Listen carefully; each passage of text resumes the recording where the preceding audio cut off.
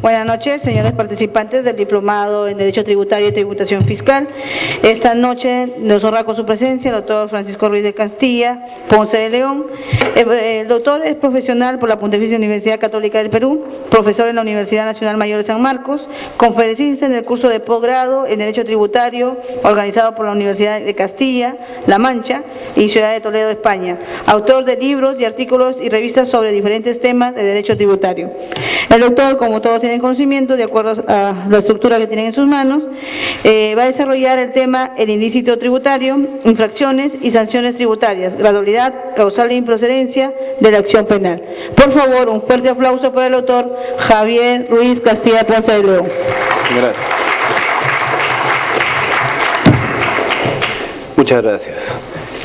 Mis primeras palabras pues son de agradecimiento a ustedes por los aplausos y al Colegio de Abogados de Lima, ¿no?, por esta gentil invitación para compartir con ustedes hasta las 9 de la noche algunas ideas, algunos conocimientos sobre lo que se conoce como el derecho penal tributario. Ustedes saben que el derecho tributario son reglas que norman al tributo, ¿no? Son reglas sobre el tributo. Ahora, el tributo es un tema pues muy complejo, que tiene diferentes aspectos. Hay el aspecto constitucional, el aspecto procesal, etcétera, y también hay el aspecto penal. A ese nos vamos a dedicar esta noche. La idea básica es que existen normas tributarias y muchas veces las personas naturales, las empresas, no cumplen con las normas tributarias. A eso le llamamos el ilícito. Entonces vamos a ver esta noche cuáles son las consecuencias de esos incumplimientos de las normas tributarias. Muy bien, entonces empezamos. Bueno, advertencia previa, soy pues una especie en extinción, ¿no? Claro, una especie así de pieza arqueológica antes de Cristo, algo así. Porque yo no uso transparencias, PowerPoint, nada de esas cosas. Para mí lo que manda es el calor de la palabra, ¿no? Así que, doctor, qué buen floro para disimular. No, pero de verdad, no soy amigo de las transparencias, de esas cosas. Es mucho más vibrante y más directo, llego al alma, si me expreso pues con la voz, ¿no? Con la voz. En fin, entonces voy a hablar relativamente despacio para que puedan tomar sus apuntes, repetiré algunas cosas. En cualquier momento pueden levantar la mano, ¿ya? En cualquier momento levantan la mano si quieren hacer una pregunta o que yo repita algo, en fin, como si fuera un salón de clase, con todo gusto. Muy bien, entonces esta noche vamos a ver pues derecho penal tributario. Una primera idea es el ilícito tributario, porque de ahí parte todo. ¿Y qué es el ilícito tributario? Digamos así, ¿no?, que existen normas legales que establecen obligaciones tributarias y deberes administrativos. Las normas legales son, pues, por ejemplo, la ley. Establece obligaciones tributarias y deberes administrativos. Obligación tributaria quiere decir pagar, entregar dinero al Estado, ¿no? Entonces son obligaciones con contenido económico. En cambio, los deberes administrativos tienen que ver con inscribirse en el registro único del contribuyente, emitir comprobantes de pago, etcétera. Entonces, estos deberes no tienen contenido económico, tienen un contenido más bien administrativo, de orden, ¿no? Ordenar actividades. Ahora, entonces la norma legal crea obligaciones tributarias de pago y deberes administrativos. Normalmente, señores, en esa norma legal hay un plazo. Tengo plazo para pagar tributos, tengo plazo para emitir comprobantes de pago, para cumplir declaraciones juradas, etcétera. Siempre hay un plazo. Pregunta: ¿qué sucede si vencen los plazos y no cumpliste? Ahí es que se genera el ilícito tributario. Entonces vencieron los plazos, no se cumplieron las obligaciones y o los deberes administrativos. Esa es la figura del ilícito tributario. Entonces podríamos decir que el ilícito tributario son pues hechos o conductas de incumplimiento, ¿no? Conductas de incumplimiento de las obligaciones tributarias y o los deberes administrativos. Ahora, ¿cuáles son las clases de ilícitos? Básicamente existen dos. Por un lado, las infracciones tributarias y de otra parte los delitos tributarios. Ahora, ¿cuáles son los criterios para distinguir, ¿no?, infracciones y delitos? Les cuento que hay muchos criterios, pero veremos pues algunos. Por ejemplo, atendiendo a la gravedad del hecho. Cuando el ilícito es de gravedad menor, la legislación lo considera como infracción. En cambio, cuando la conducta ilícita es de gravedad mayor, entonces la legislación reacciona y dice delito, ¿no? Por ejemplo, si yo soy un contribuyente, por ejemplo una persona natural, ¿no?, los abogados percibimos rentas de cuarta categoría por el ejercicio de la profesión, ¿no? Y cuando tú tienes una clientela, que básicamente son personas naturales, sabes pues que al final del mes hay que ir al banco y cumplir una declaración jurada de impuesto a la renta y pagar 10%. Entonces, doctor, yo soy abogado, ejerzo la profesión, ¿no?, mis clientes son personas naturales, terminó el mes, debí ir al banco y pagar pues el impuesto 10% a la renta. También debí declarar, no lo hice, doctor, no declaré. ¿No declaraste? No, doctor. Pero a la semana cumplí. O sea, no declaré en el plazo, pero a la semana cumplí. Bueno, ahí hay un ilícito, sí, pues no declaraste en el plazo. Pero como a la semana cumpliste, bueno, no hay pues un perjuicio grave para la administración. Entonces, ese caso se considera como infracción, ¿no?, jamás pues como delito. Al revés, hablemos pues por ejemplo de contrabando. Eso sí es muy grave, ¿no? Introducir mercadería al país sin pasar por las aduanas para evitar el pago de aranceles, de IGB, etcétera, y son grandes cantidades de mercadería. Y ustedes saben, son mafias, ¿no? Son organizaciones que durante años trabajan así y se invierte bastante dinero en esa actividad ilícita. Causa un grave daño a todo el país, ¿no? Bueno, entonces el contrabando, bueno, esa es una figura mucho más grave. Entonces la legislación reacciona y dice delito. Otro criterio diferenciador tiene que ver con el tema de la culpabilidad, ¿no? En el caso de las infracciones, se configuran con carácter objetivo, no interesa el dolo, nada de eso. Entonces las infracciones se configuran con carácter objetivo. Por ejemplo, doctor, en ese caso que usted decía del abogado que debió declarar, no declaró en el plazo, etcétera, etcétera. Bueno, en esos casos es suficiente, señores, que venzan los plazos para declarar, y si no declaraste, infracción.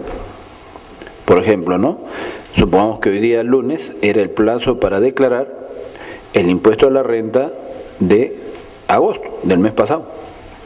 Doctor, hoy día venció el plazo y no declaré, infracción.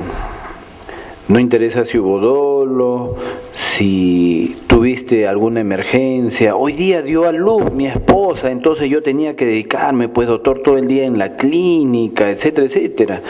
Y ya faltando 6 minutos para que cierren los bancos, salí disparado, pero ya llegué tarde, cerraron los bancos. Pero mi esposa dio a luz, pues doctor. Nada, ¿no? La felicidad cuesta, pues, ¿no? Entonces, ¿qué vas a hacer? ¿Ves? Entonces las infracciones se determinan con carácter objetivo. En cambio, los delitos se configuran con carácter subjetivo. Ustedes saben muy bien, para que haya delito es muy importante el dolo, ¿no? La conciencia, la voluntad, solo dolo. Bueno. Otro criterio para diferenciar, por el interés que se protege. En el caso de las infracciones, ¿cuál es el interés jurídico que se protege? El interés de la administración tributaria. Explicación. El Estado, ¿qué cosa es? Es el poder político organizado, ¿no? El Estado, pues, es un monstruo que tiene bastantes órganos adentro. Uno de esos órganos es la administración tributaria. SUNAT, por ejemplo. Ahora, ¿cuál es el interés de la SUNAT? Recaudar.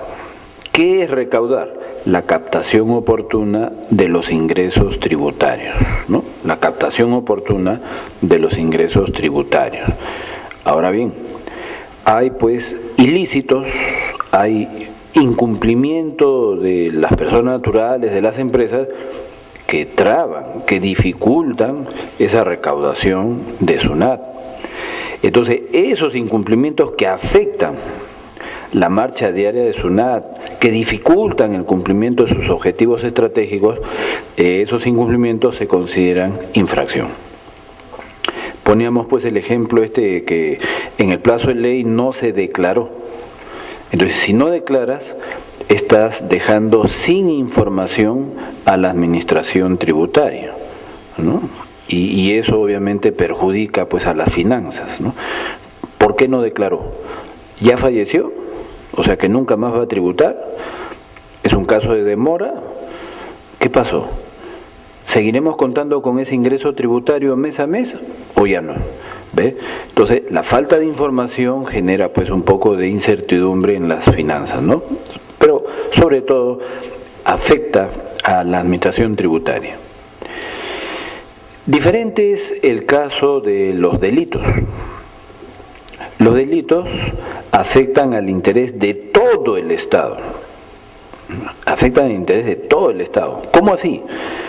Bueno, pues porque el Estado tiene un presupuesto de ingresos y de egresos. Entonces, en los ingresos ya se estableció un determinado nivel de recaudación tributaria. Y por ejemplo, 100.000 millones de soles, ya ese es el ingreso.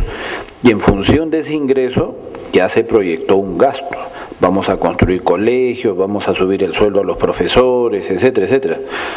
Como tú comprenderás, si las personas naturales, empresas, no cumplen con sus obligaciones o sus deberes tributarios, entonces se cae la recaudación, ¿no? Bajan los ingresos corrientes del Estado y ya es difícil el gasto, o sea, realizar obras o servicios, y entonces la población se ve privada pues de estas actividades estatales básicas de primera necesidad, ¿no?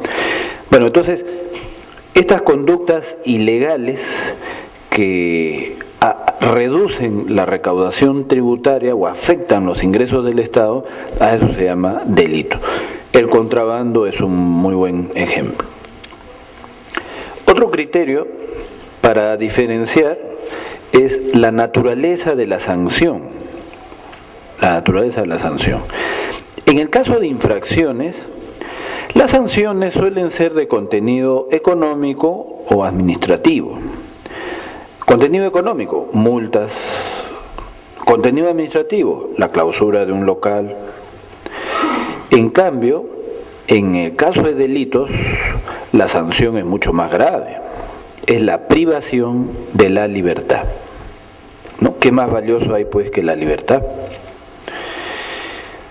Por otro lado, ¿cuál es la entidad sancionadora? Es otra manera de diferenciar infracciones y delitos. Bueno, entidad sancionadora a nivel de infracciones son pues las administraciones tributarias, la SUNAT o las administraciones tributarias de las municipalidades. Pueden generar resoluciones de multa, ¿no? Pueden aplicar sanciones económicas. En cambio, en el caso de delitos, la única entidad sancionadora es el Poder Judicial. Solo el juez puede privar de la libertad, o más exactamente restringir la libertad. También otro criterio sería la base legal. ¿Dónde está la lista de infracciones y de delitos? En el caso de infracciones, la lista la vamos a encontrar en el Código Tributario, artículos 172 al 178. En el caso de delitos, hay que ir a diferentes cuerpos legales. En primer lugar, el Código Penal. Ahí vamos a encontrar algunos delitos tributarios. Por ejemplo, artículos 271 y 272. Ahí tienes los delitos de fabricación clandestina y comercialización clandestina. Hay muchas empresas que elaboran perfumes Bamba, zapatillas Bamba, blue jeans Bamba. Eso es una fabricación clandestina para no tributar y eso es delito. Y así como fabrican, tienen una red de comercializadoras en todo el país. Esas redes de comercialización también son clandestinas, eso es delito. Ahora, aparte del Código Penal, también hay otras leyes que tipifican delitos tributarios especiales. Por ejemplo, tenemos el Decreto Legislativo 813. Es decreto legislativo, pero se le suele llamar ley, ¿no? Le dicen Ley Penal Tributaria. Y en esta norma vamos a encontrar un solo delito tributario. Se llama el delito de defraudación tributaria. ¿Qué es defraudar? Engañar. Entonces, por ejemplo, ¿no? Hay empresas que compran sin factura y venden sin factura. Obviamente venden sin factura para no tributar. Eso es delito, ¿no? Ese es un delito, porque lógicamente al vender estoy obteniendo ganancia y esas ganancias nunca las declaro, solo declaro otras ventas. Compro con factura, vendo con factura, esas sí las declaro y pago impuestos.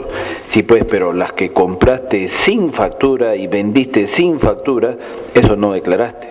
A eso se llama engaño y eso es delito. Bueno, suficiente para distinguir entre infracciones y delitos. Avanzando. Ahora vamos a ver un tema apasionante para los amantes del derecho, que son pues ustedes, yo también. ¿Es posible la concurrencia de infracción y delito? Es una pregunta, ¿no? Doctor, se ha cometido el hecho ilícito número 1.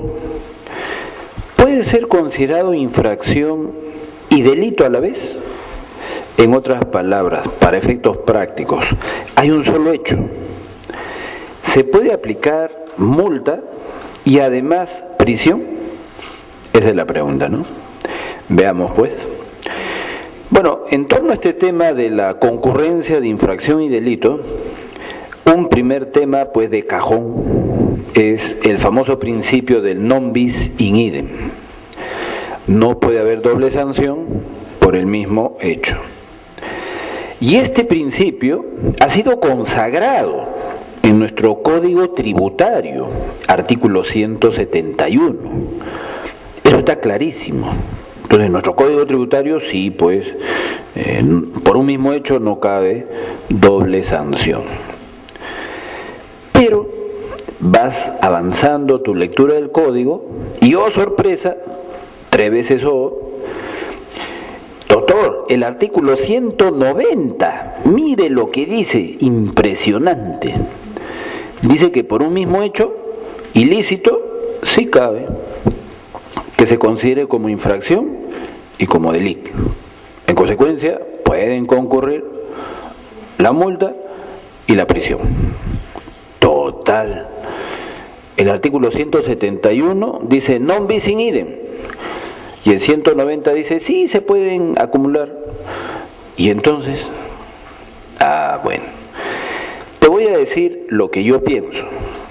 Obviamente esta es una opinión, así que puedo estar equivocado, puedes discrepar, en fin, ¿no? Pero te voy a decir lo que yo pienso, fundamentarlo. Yo considero que no hay contradicción entre ambas normas.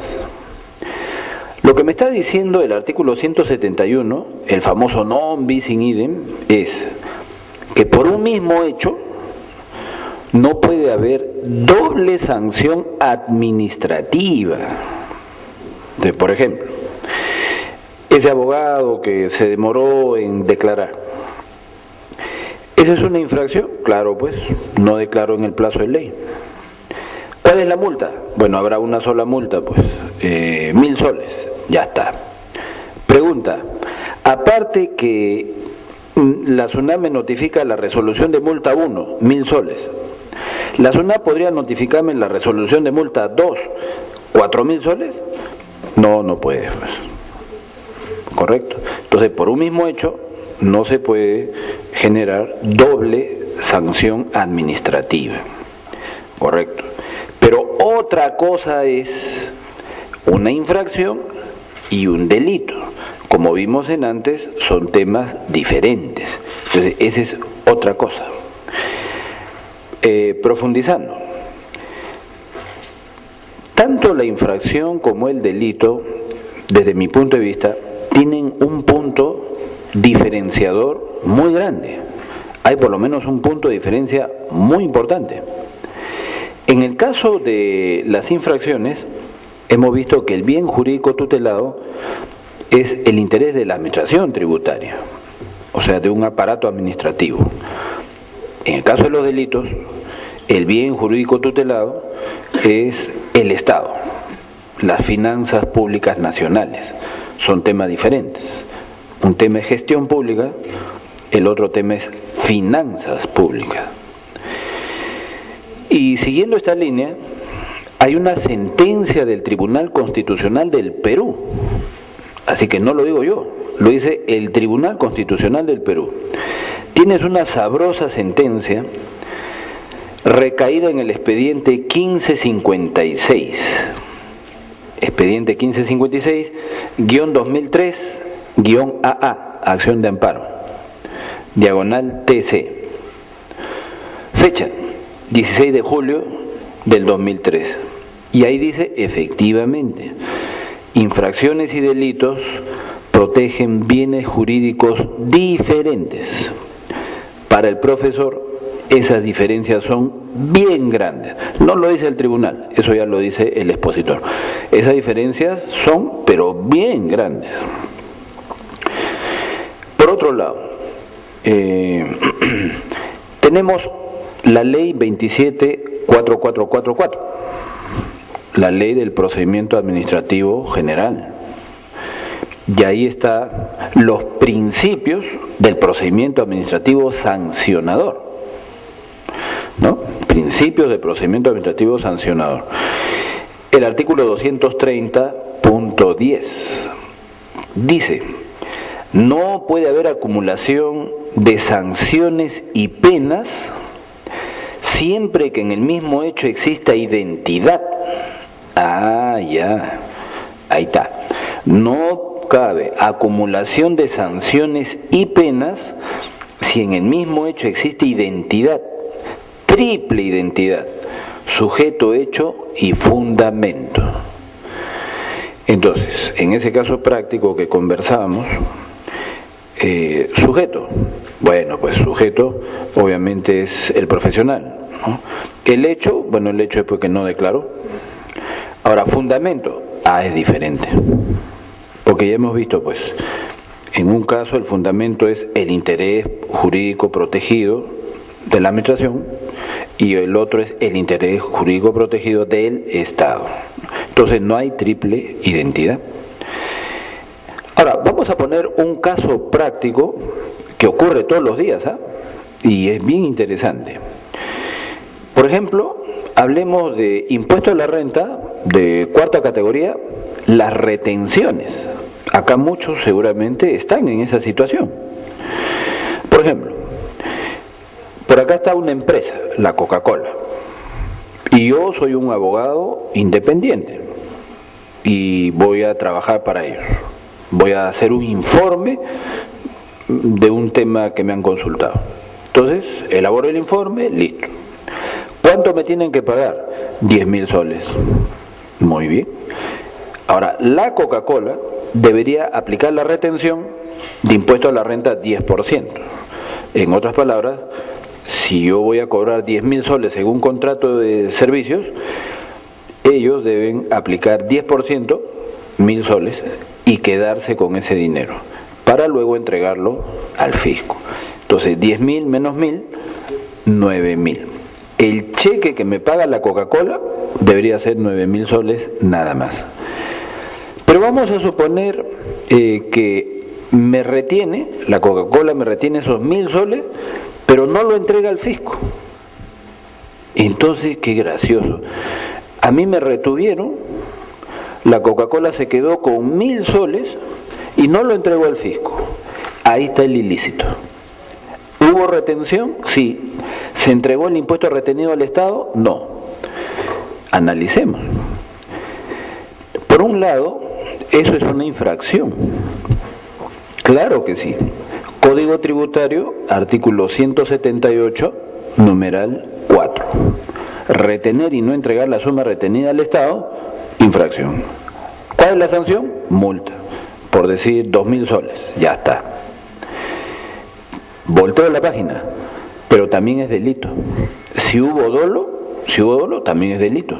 ¿Dónde dice delito? En el decreto legislativo 813, que antes conversábamos. Decreto legislativo 813, artículo 2. Aquel que practicó retenciones de tributos y no entregó esa suma al Estado, delito. Prisión. Ahí está.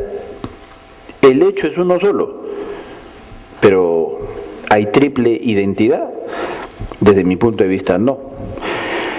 Hay identidad a nivel del sujeto, obviamente, ¿no? O sea, la Coca-Cola está en ambos lados, en la infracción y en el delito. Él es el autor del ilícito. Hay identidad de los hechos. Lógicamente, pues no entregó al fisco lo retenido, identidad de hechos. Pero no hay, en mi opinión, identidad de fundamento, por lo que ya antes hemos explicado. Resultado, en ese caso, sí se puede acumular la multa, sanción administrativa, y la pena privativa de la libertad, sanción penal.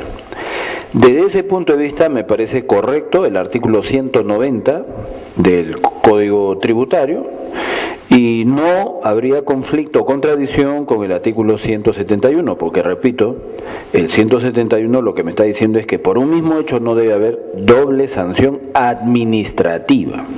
Sanción 1, sanción 2, las dos administrativas. En fin, es una opinión, acepto que es totalmente discutible. Ahora, siguiendo esta línea, también hablemos sobre la no persecución del delito de defraudación tributaria. En otras palabras, acabamos de sostener públicamente que frente a un ilícito es posible la concurrencia de infracción y de delito. Sí, sí es posible.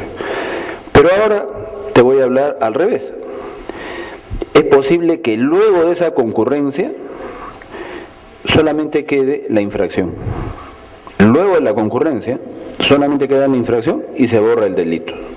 Hablemos de eso. A esta figura se llama la no persecución del delito de defraudación tributaria. Lo que voy a explicar, señores, solo se aplica a un delito tributario, no a todos.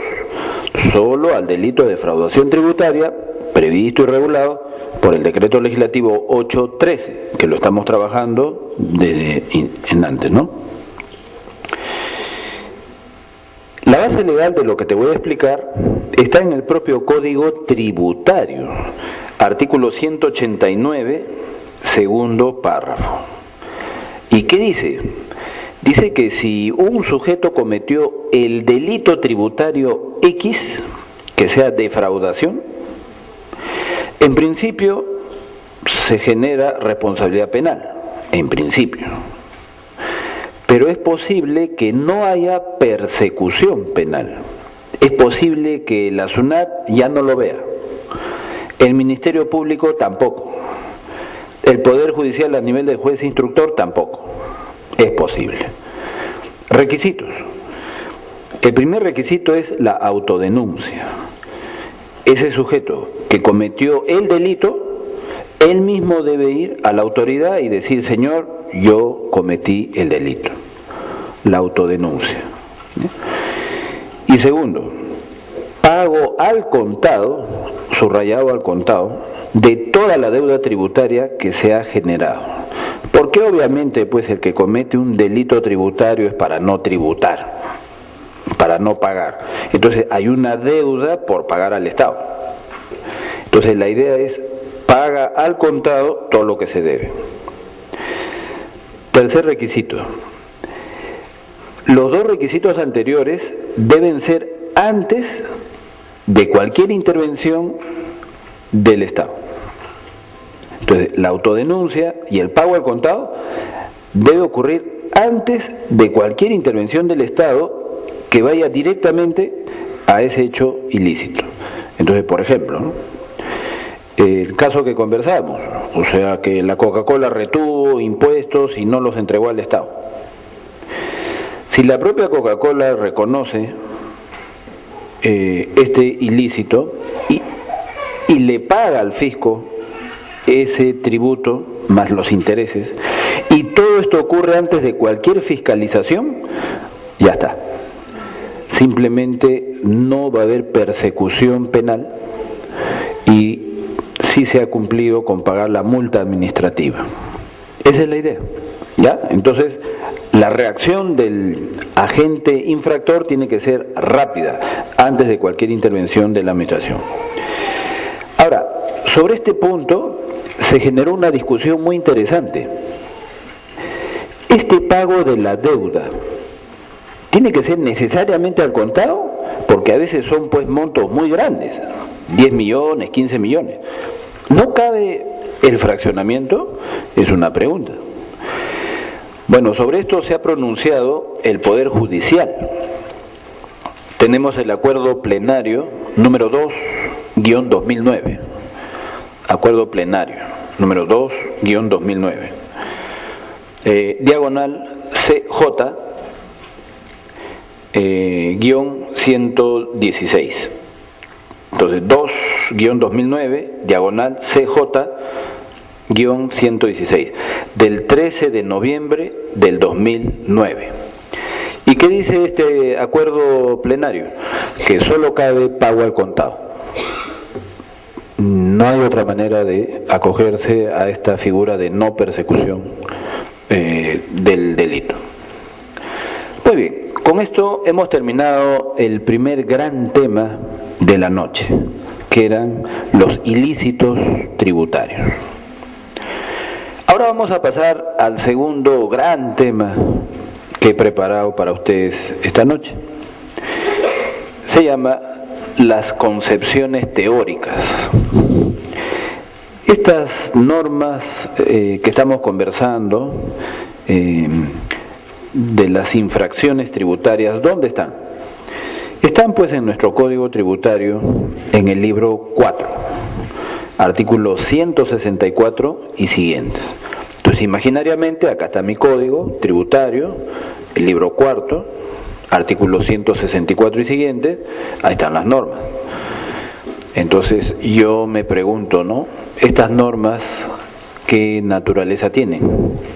¿Son penales ¿Son tributarias o son administrativas? Y el tema no es solo placer teórico. El asunto es que hay muchos vacíos. O sea, caso práctico que no está normado en el Código Tributario. Entonces, ¿a dónde me voy? ¿Al Código Penal? ¿O a la Ley del Procedimiento Administrativo? ¿A dónde me voy? Ese es el asunto práctico. Entonces, veamos. Concepciones teóricas. A lo largo de la historia, ustedes saben que el derecho tributario es muy joven, por si acaso. El derecho tributario empezó en 1924 en Alemania. O sea, el primer libro que apareció en una biblioteca y que dice derecho tributario, eso recién apareció en 1924. No tenemos ni 100 años. Por eso es que si eres tributarista, siempre serás joven. ¿Ves? Está bien. Tú verás, mi cara es el mejor mensaje y reclame, ¿no? Está bien. A diferencia pues del derecho civil, del derecho penal, esas ramas tienen pues siglos de siglos, ¿no? En fin. Entonces, como derecho tributario es joven, todavía hay muchos temas oscuros, donde la doctrina no es pacífica. Agarras un libro y dice blanco, otro libro dice negro. Y claro, a veces uno termina pues confundido, ¿no? Doctor, yo quisiera cosas más claras. Bueno, pues es que estamos en los inicios de una disciplina científica, así que hay temas pues así donde recién se está encontrando la luz. Para eso están los investigadores, etcétera, ¿no? Bueno, entonces sobre este tema hay 3 teorías. Al final te voy a decir qué pienso yo, pero primero vamos a exponer pues las 3 concepciones. La primera es la teoría penalista. Me dice que existe una identidad entre infracción y delito, una identidad ontológica, o sea que por naturaleza es lo mismo. ¿Cómo así por naturaleza es lo mismo? Claro, porque hay una norma, podemos decir una ley, se crean obligaciones tributarias de pago, también deberes administrativos, y la persona natural o la persona jurídica no las cumple. Y eso es todo. Entonces, la verdad que es lo mismo, ¿no? Infracción, delito es lo mismo. Y la sanción también, porque ¿cuál es la finalidad de la sanción? Correctiva, ¿no?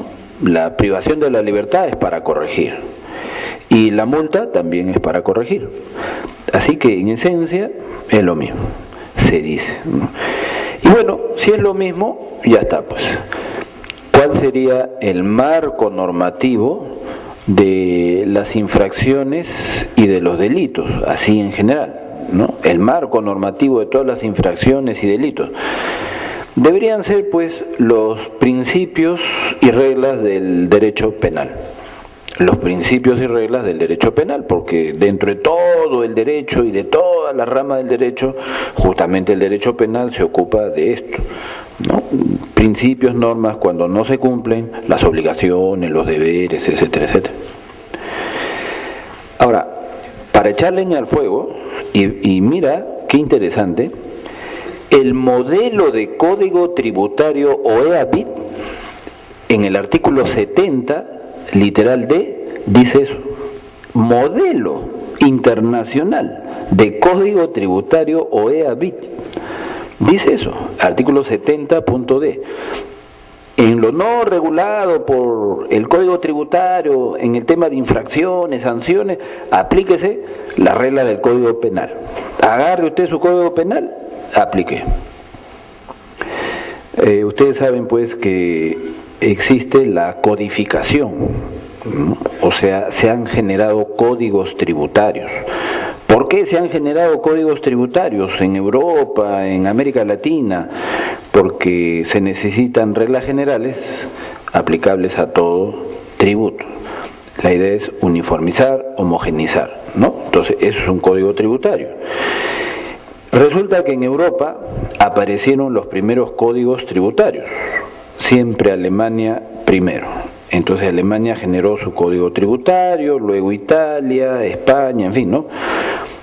Entonces América Latina, que siempre viene a la saga, dice yo también, pero hay un problema. ¿Cuál es?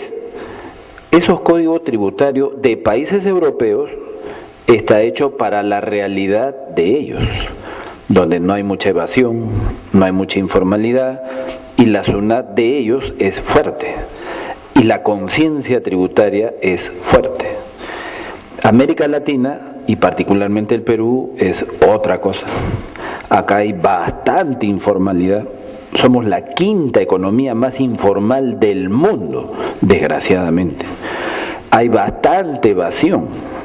Mucha gente gana plata y no declara, incluso profesionales, ¿no? Tenemos un Estado débil, una administración tributaria débil. La SUNAT tendrá fortalezas, pero en las municipalidades. Y nuestra conciencia tributaria o ética tributaria acá en Perú es muy relajada, ¿no? Al que no paga impuestos se le ve como un inteligente, se le aprecia, hasta se le pide autógrafo prácticamente. No puede ser, ¿no? En fin, entonces son pues realidades diferentes. Es en ese contexto que los tributaristas de América Latina, allá por la década del 60, dijeron, bueno, no podemos copiar los códigos tributarios europeos, tenemos que adaptarlos a nuestra realidad. Y es en ese escenario que hubo todo un esfuerzo internacional para generar modelos de código tributario que sirvan de inspiración a cada país de América Latina. Es en ese contexto, señores, que se creó el modelo de código tributario OEA-BIT. OEA porque estaba apoyado por la Organización de Estados Americanos y BIT por el Banco Interamericano de Desarrollo, ¿no? Entonces vinieron prestigiosos tributaristas españoles, se reunieron con prestigiosos tributaristas uruguayos, argentinos, que tienen el derecho mucho más desarrollado. Y entonces entre ellos generaron el modelo de código tributario. Se supone que ahí está pues la sabiduría tributaria. Y mira tú lo que decía en la década del 60 toda esa pléyade de grandes mentes jurídicas, que en caso de vacío en la parte de ilícitos del código tributario de Perú, de Brasil, de Argentina, en caso de vacío, remítase, señor, al Código Penal. Ahí está. Ahora, tenemos la otra teoría, la teoría tributaria, ¿no? Entonces, estamos en estas normas de infracciones, de multas tributarias, y resulta que esas normas son tributarias, no son normas penales en esencia, ya son normas tributarias. Desde ese punto de vista, el derecho tributario es autónomo y puede crear sus conceptos y sus principios y se puede apartar del derecho penal, etc. En esa corriente ha estado un ilustre tributarista, Giuliani von Rusch, ya fallecido, hincha de Boca Juniors, si acá hay aficionados al fútbol, acérrimo hincha de Boca Juniors. Bueno. Y también tenemos las terceras jornadas latinoamericanas de derecho tributario, nada menos, ¿eh? O sea, las mentes jurídicas más importantes de América Latina, ¿no? Las terceras jornadas latinoamericanas de derecho tributario también postularon lo mismo. ¿Y cuál es la justificación?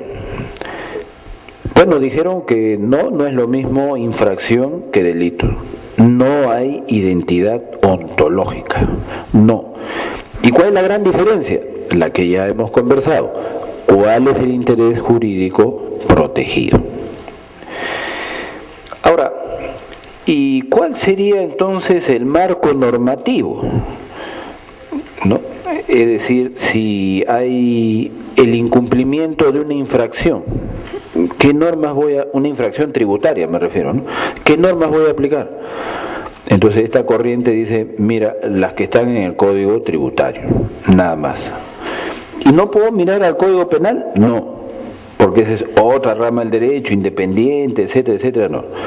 Solo las normas del Código Tributario son aplicables. Ah, bueno, pues así será. Y es en ese contexto que se dijo, El Código Tributario regulará infracciones tributarias y el Código Penal regulará los delitos tributarios. Entonces, tú quieres buscar normas para infracciones tributarias, Código Tributario. ¿Quieres buscar normas sobre delitos tributarios? Código Penal. Listo, una separación, ¿no? Y en esa línea podemos ver, por ejemplo, un caso práctico, ¿no? Esta historia de la retroactividad benigna. ¿No? La historia de la retroactividad benigna. Es un caso de hoy, ¿eh? O sea, estos temas que te estoy explicando no es solo teoría, es para ver casos de hoy, de los clientes que tú asesoras. Tú sabes que retroactividad benigna significa que si la multa era 3.000 y ahora sale un nuevo paquete de normas, julio último, que rebaja las multas, ya no es 3.000, ahora es 1.000. Pregunta, ¿esas nuevas multas menores se pueden o no se pueden aplicar hacia atrás? O sea, para infracciones que ya se han cometido. Esa es la pregunta. Ahora, si nos fuéramos al Código Penal para ver sus principios y sus conceptos, la respuesta sería que sí. Todos sabemos, ¿no?, de primer año de Derecho, que en el Código Penal, en Derecho Penal, la regla es la irretroactividad de la ley. La ley penal se aplica para futuros delitos que se cometan, pero se acepta por excepción la retroactividad, siempre que sea benigna, pero se acepta. Ahora, derecho tributario.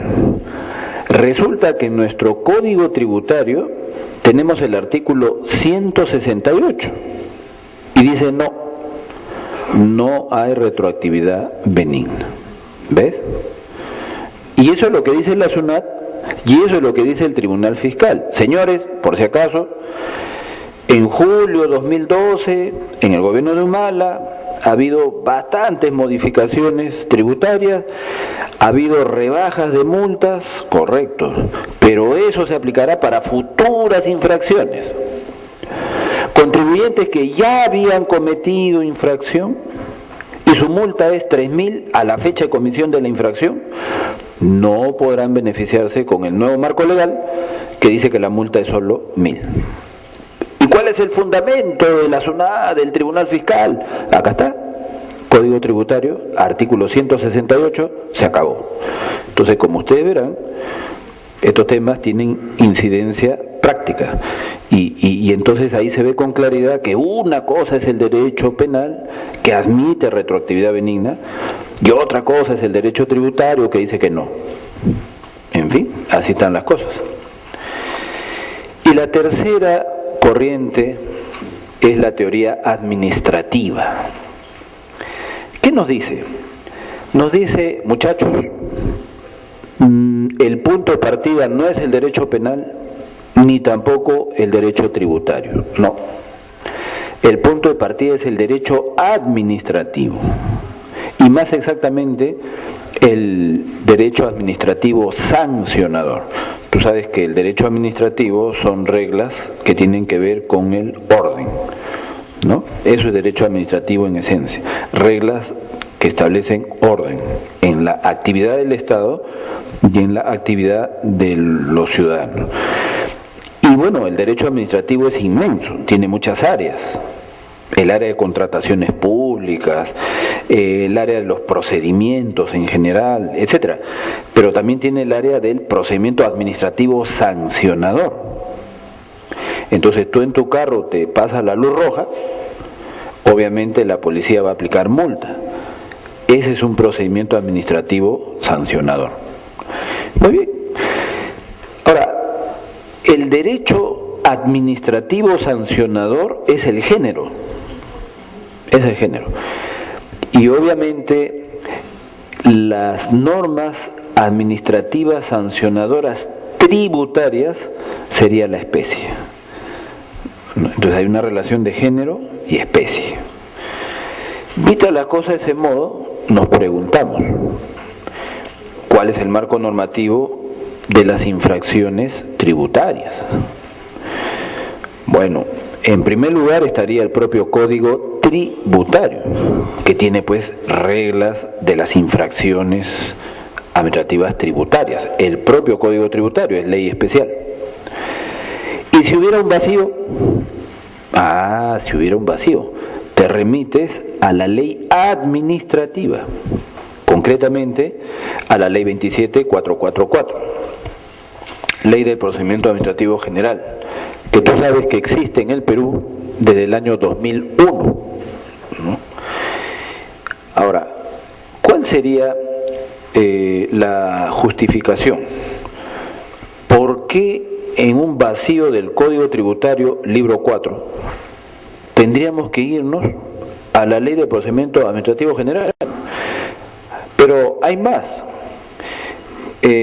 Una vez que ya tenemos la ley 27444 vigente allá desde el año 2001, todos los tributaristas nos pusimos a esperar qué iba a decir el Tribunal Fiscal, porque esa jurisprudencia de observancia obligatoria es del año 97, de la era Fujimori. Pero ahora tenemos la ley 27444, ¿no?, de la era Toledo, de la era Alan García. A ver, ¿qué va a decir ahora el Tribunal Fiscal? Y bueno, ya se pronunció. El Tribunal Fiscal hace poco ha emitido la RTF 05132-3-2009. 05132-3-2009 del 29 de mayo del 2009.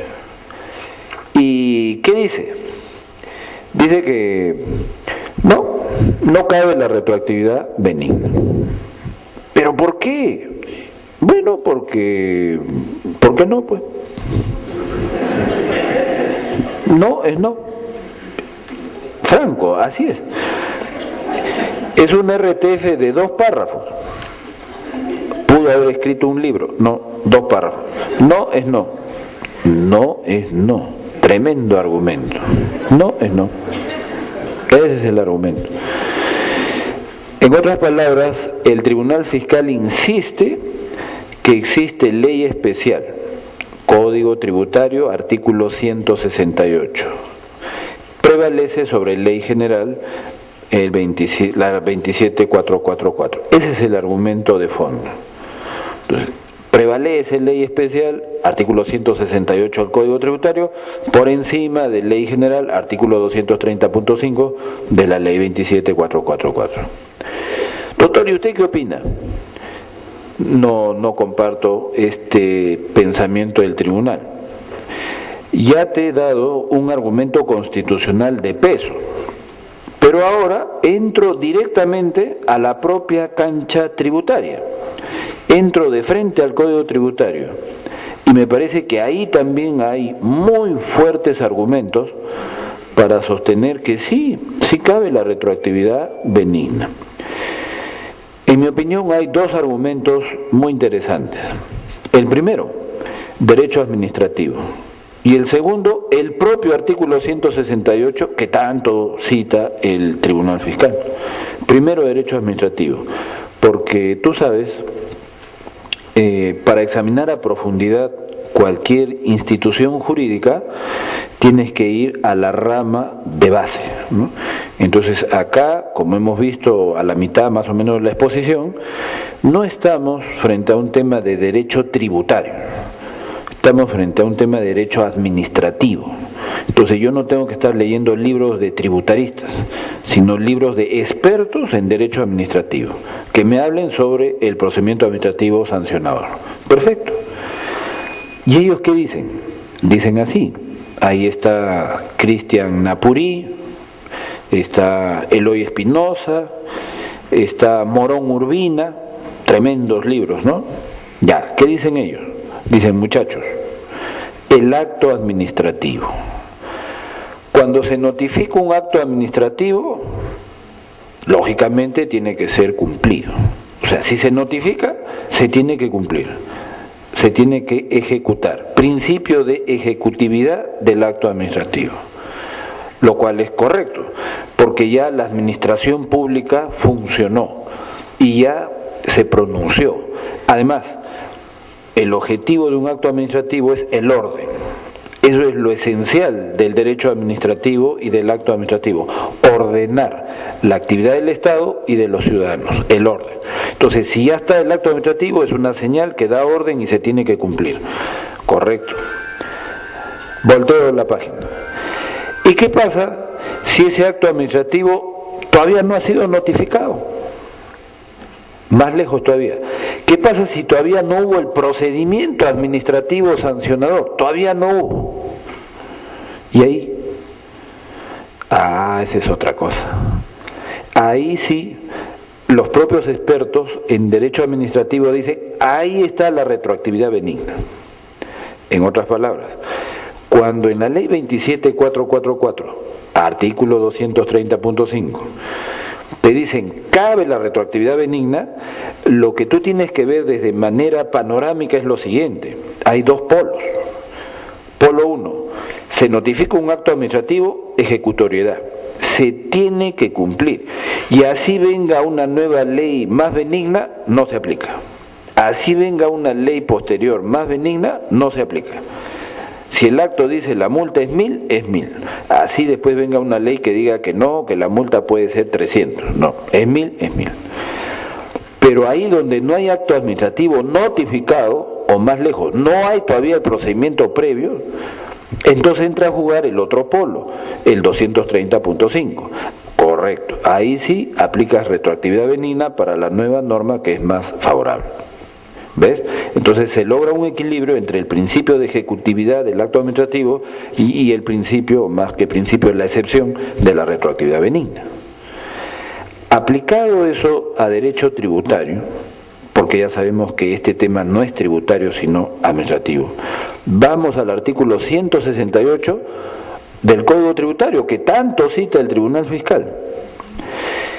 ¿Qué dice el artículo 168 del Código? Y los que tienen la norma pueden cotejarlo en este instante.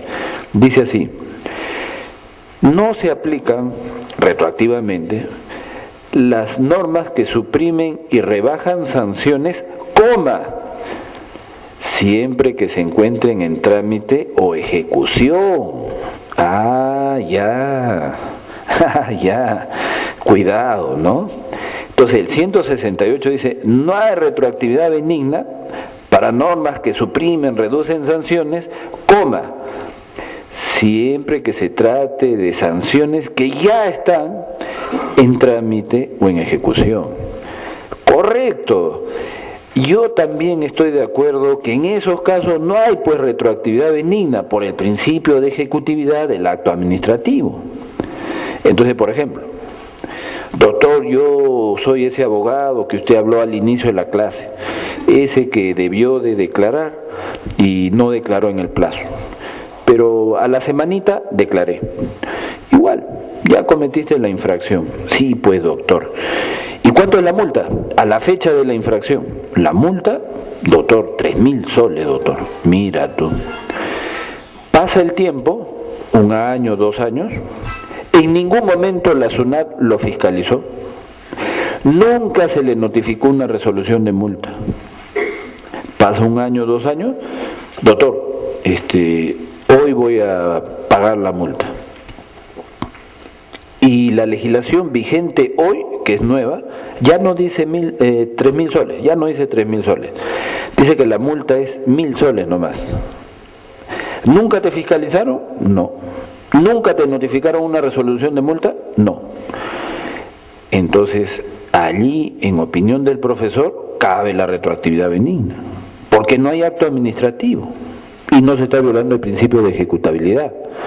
En cambio, si ya se le hubiese notificado la resolución de multa y después de eso recién quiere pagar con un régimen legal más benigno, no.